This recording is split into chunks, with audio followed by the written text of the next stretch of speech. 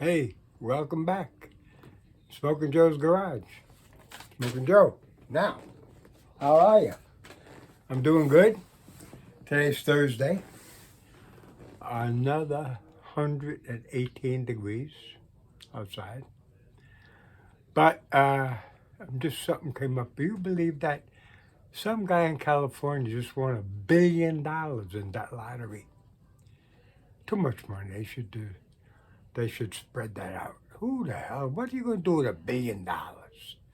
Especially if it's some poor guy who, Mamma mia. Anyway, that's not why I'm here. I want to say hello to everybody again. Another 118 degrees, nowhere to go. You know what I did? I got up this morning, I hung around a little, had my coffee, had a little breakfast. Then I watched the ball game. The ball game was from Atlanta, so it was on early. I watched the whole ball game. My team lost, but that's okay. They're doing good. And then I said, what the hell? It's only 12 o'clock. What am I going to do? And I know what I'm going to do. I'm going to make another movie. So now I said, Joe, what do you want to talk about? I got the good subject. Over the years, well, let me tell you the first story. When I was 17 and after basic training in the Army, they sent me to Georgia. And this guy in the company that I was assigned to had an old, I don't know, 1950, this was in 57, 55, I don't know what it was, but it was a big old panhead Harley. Tank shift foot clutch. Beautiful. Green, it was green. Yeah, it's supposed to be green, but it was a green, beautiful Harley. Chrome shit. You know, back then they put all kinds of shit on them, and that's the way the bikes were those days. He had lights on it and stuff, tassels, and I loved it, man. But little by little, after a few wheeling and dealing and bullshit, he agreed to teach me how to ride it. Now we're on the base, the Army base. The big parking lots are empty. And he teaches me. I'm going round and round and round. Couldn't get me off of the freaking thing. So that was the first time I really ever rode a motorcycle. Then when I got to Germany, I rode a couple of soldiers. Not far. And then when I got home, I was pretty much forgotten about motorcycles. I had the Volkswagen, bought the Volkswagen. I bought a beautiful Oldsmobile convertible, beautiful car. I think I told you the story. We went to my mom's and dad's good friend, who my father worked with, and the kid was there. He was my age, and he opened the garage. He had a Triumph, a BSA, and a Harley Sportster. K model, I think they called it. It wasn't. They didn't call it a sports. KH or some shit like that. And I got crazy. I looked. I hung out. We bullshitted. Bing. I remembered the days in the Army. I rode that big old hog. I said, you know something? I think I want another motorcycle. So lo and behold, you know what I did? I only had the Oldsmobile maybe a month. I'm not comfortable. You know what? I'm going to move over here. Stay where you are. Let's do this. That chair's good for laying down. If you want, that's better.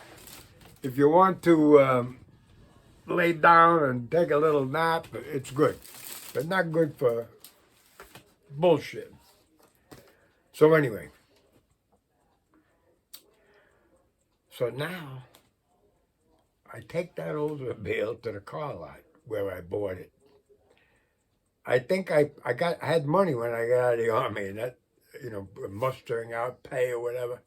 I had a couple of $1,500, something like that. And I think I paid $1,000 for the Oldsmobile, or $900, something like that. Anyway, A month later, I brought it back to him. I says, I want to trade it. I want to get a motorcycle. He said, you're crazy. Anyway, I think he gave me 800 for it. I lost a couple of $100, which was a lot of. Who gave a shit? So I go up Queens Boulevard, and there's this little motorcycle store, little shop, about the size of an ice cream bar, a little place, a little showroom, and then all the work in the back.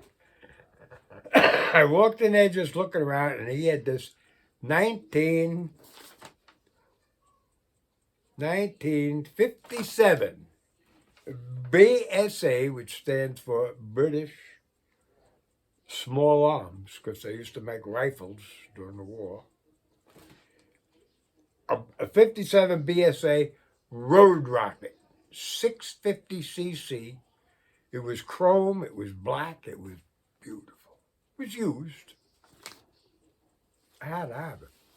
I never rode a BSA. I hadn't ridden in probably a couple of years. Anyway, I bought it. I forget what I paid for it, but I paid cash for it because I sold it. I think probably I paid $500 for it. Yeah, probably around $500. So now I said, look, I got my car here. I'm going to go home. Tomorrow morning, I'll have my buddy drive. I'll bring it home. Good, done. Except this was in the winter. It was in, I got out of the, I'd say this was in January or February. I got out of the Army in August. Anyway, I'm not sure. I get the months and the times screwed up, but I got the pictures to back it up. Okay. So I get on, my buddy drives me. It is starting to fog. It was shitty. It's cold. It's raining a little bit. The rain changes to snow.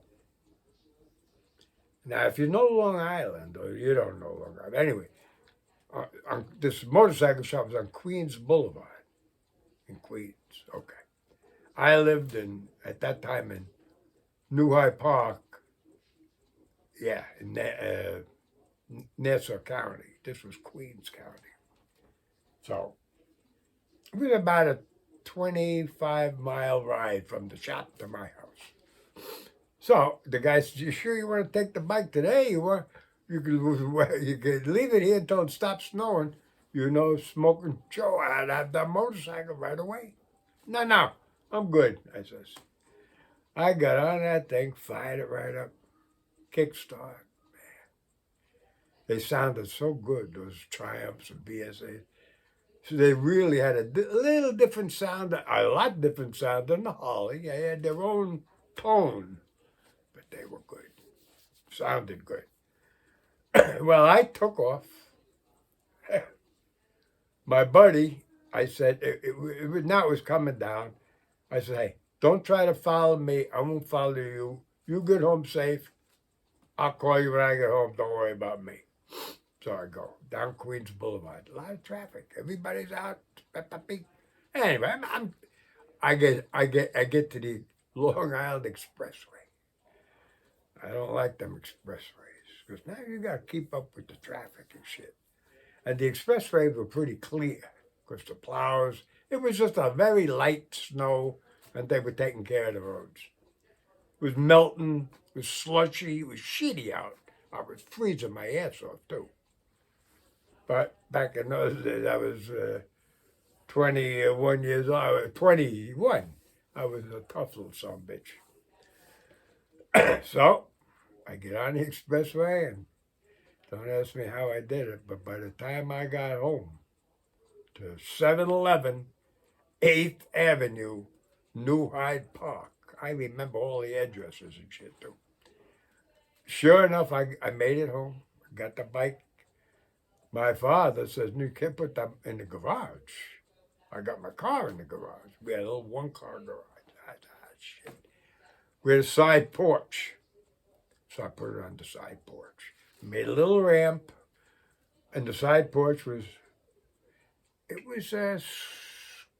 No, it was screened in. It wasn't windows yet. I think my mother and father had that done later. So it was, but I got the bike in there. I could cover it up. I was good. I loved that motorcycle. That was the first motorcycle. It was mine. So I used to shine that thing and play with it and change the spark plugs and do this and do that. So I was starting to have a good time with that motorcycle. Then my buddy Vinny Alvino, he said, I'm getting one too. He bought one. Except he shouldn't have got one because he's no good with the riding. He crashed. That's a whole nother. I think I told you that story. If I didn't tell you the story, I'm not, because it's not a happy story.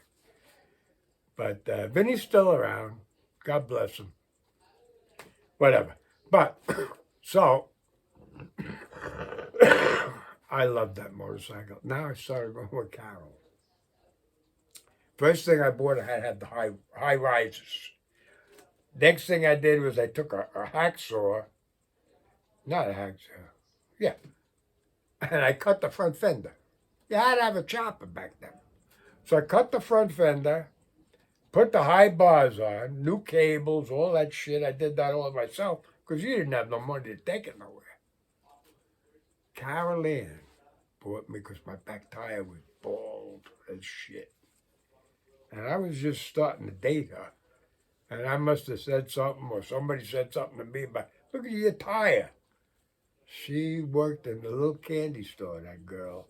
Like a little soda fountain shit. After school. Maybe she was out of school by then. Yeah, she was out of school by then.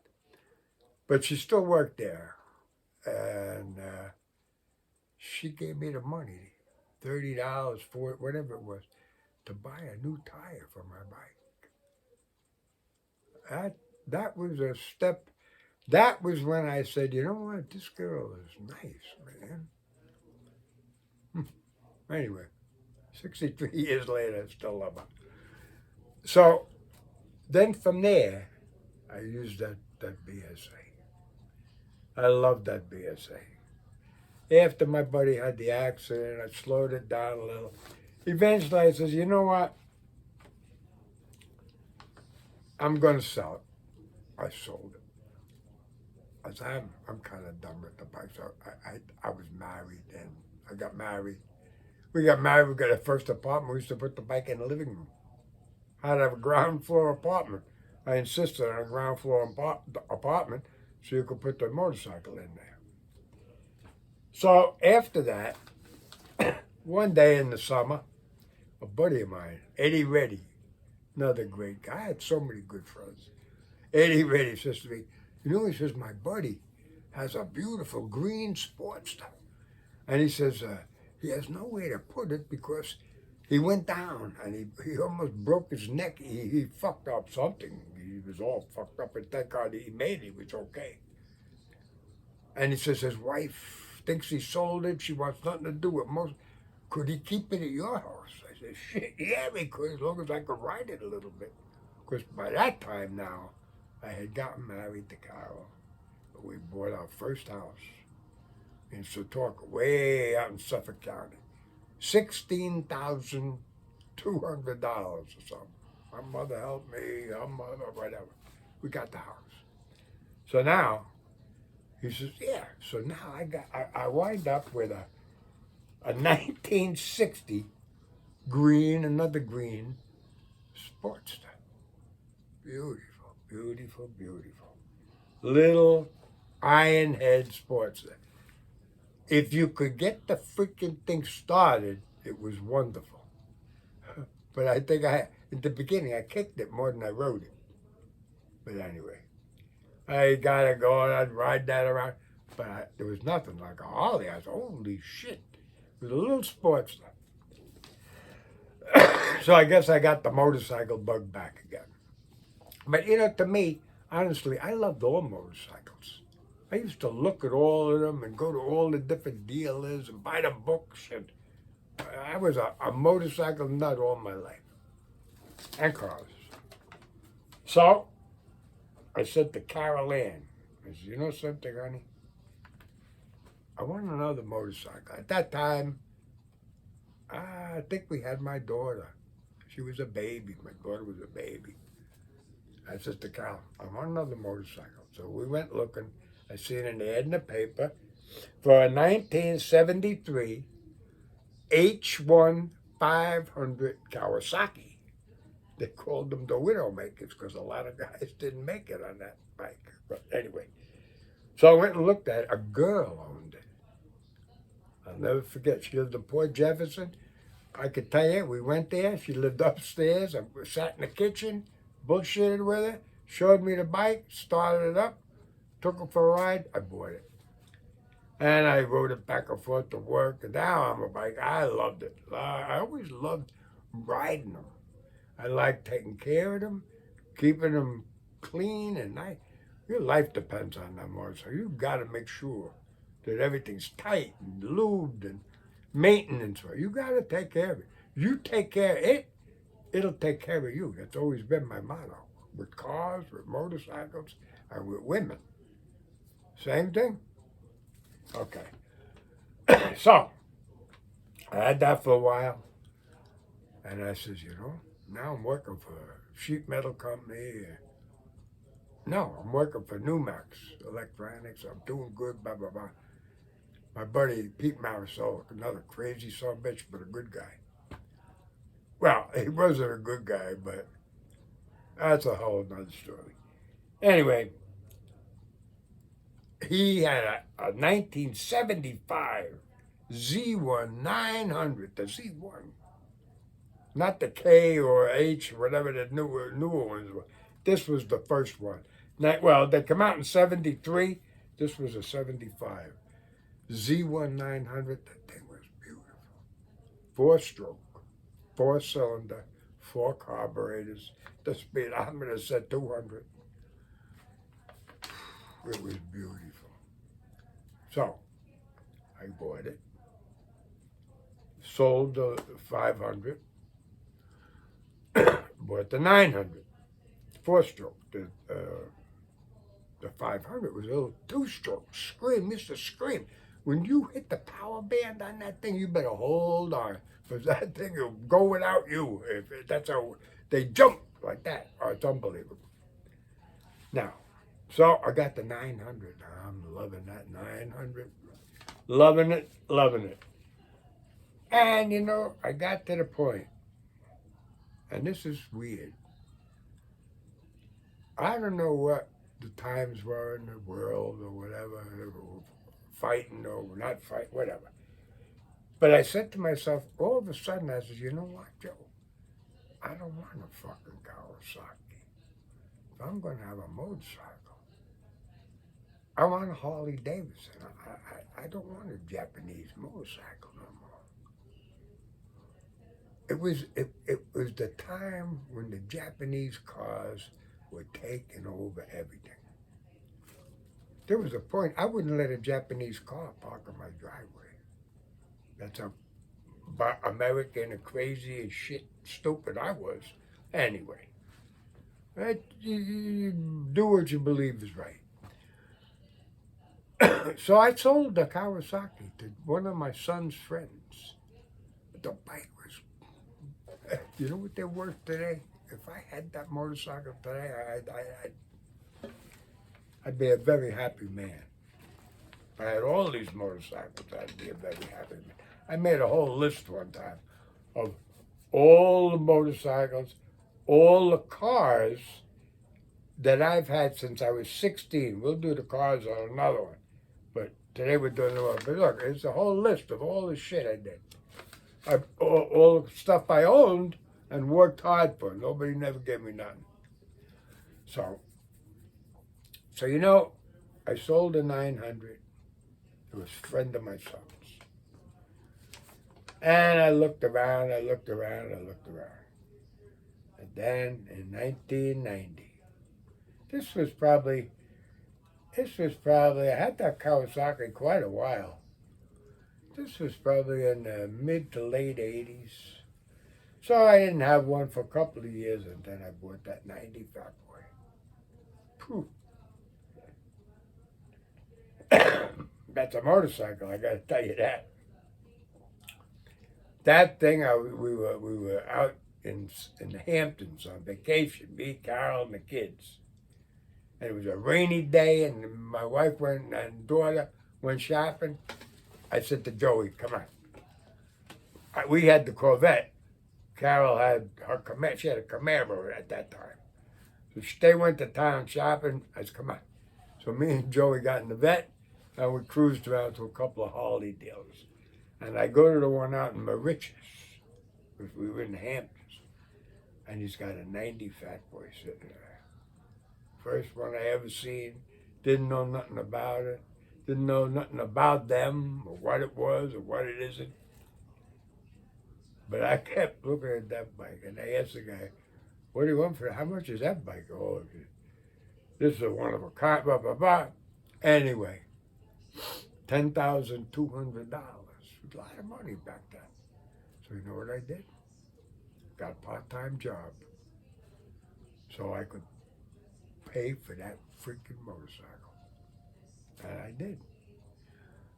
I did that a lot. I worked a regular job, and I worked in gas stations. I worked as a waiter, worked as a bartender for 8 years. Because, you want something, ain't nobody going to give it to you. You got to work for it. And I worked my ass off, but I bought that Fat Boy. Then after that, things were good, the bucks were around. We moved here. Brought the Fat Boy. Now, Arizona's the place for a motorcycle. There's no doubt about it. Of all the riding I've done, New York, Connecticut, being Florida, Arizona in the winter is paradise, heaven, whatever you want to call it. There's more motorcycles registered in Arizona than anywhere in the world, I think, in one state, because we have the most beautiful roads. We have the most beautiful sea. We got waterfalls. It's beautiful out here, I'm telling you, in the winter. Right now it's a fucking 118 degrees. So now I get crazy, and I said to Carol, "You know what I'd like? I'd like something to work on. Now I'm getting retired. I am retired." So I went out and I bought a 1970 Triumph, the TR6, 650 TR6, but it had a Bonneville head on it. Beautiful bike. I love that motorcycle. It reminded me of my old BSA. Same bike, BSA Triumph.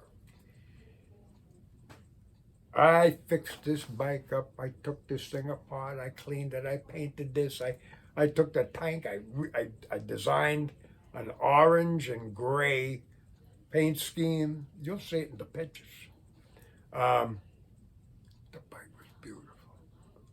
I had it for about 4 years. I couldn't start it no more.